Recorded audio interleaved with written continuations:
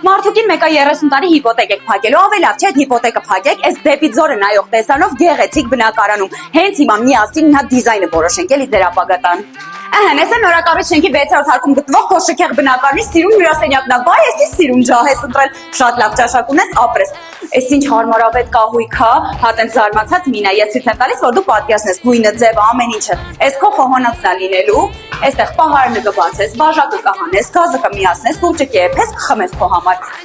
Վայ, այս ռոբոտ փոշեկուլը էլի խանգարեց։ Մեկ էլ չմոռանաս, որ հիպոթեկը այս տեսանի ներքո ես փակելու։ Այս ձեր բնակարանը 3 սենյականոց է, մակերեսը 79 քառակուսի մետր, 2 ննջասենյակ կա, բայց այս պատը կարող եք քանդել, եթե միայն մարդիկին եք քնելու, ձեզ մեկը հերիք է, բայց եթե երեխա եք ունենալու,